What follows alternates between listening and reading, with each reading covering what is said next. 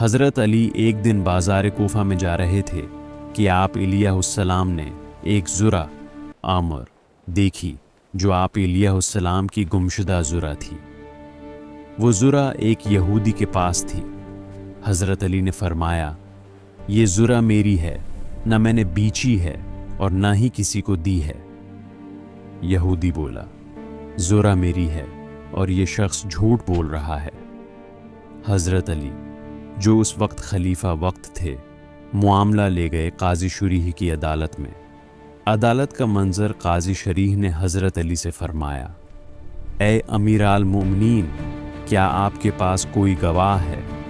حضرت علی نے فرمایا، میرا بیٹا حسن علیہ السلام اور میرا غلام قنبر گواہ ہیں۔ قاضی نے کہا، بیٹے کی گواہی باپ کے حق میں قبول نہیں کی جا سکتی۔ یہاں عدل کا کمال دیکھیں۔ حضرت علی نے کوئی اعتراض نہیں کیا، حالانکہ وہ خلیفہ تھے۔ فیصلہ قاضی شریح نے ذرہ یہودی کے حق میں دے دی۔ یہودی حیران رہ گیا۔ وہ بولا، یہ کیسی حکومت ہے؟ خلیفہ خود عدالت میں آیا اور فیصلہ اس کے خلاف ہو گیا۔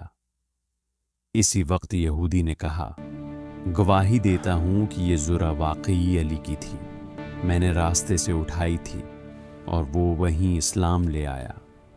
نتیجہ حضرت علی نے نہ صرف ذرہ واپس لی بلکہ اسے وہ ذرہ تحفے میں دے دی۔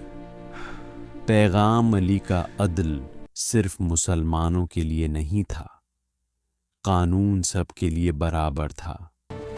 یہی وجہ ہے کہ دل فتح ہوتے تھے، تلواروں سے نہیں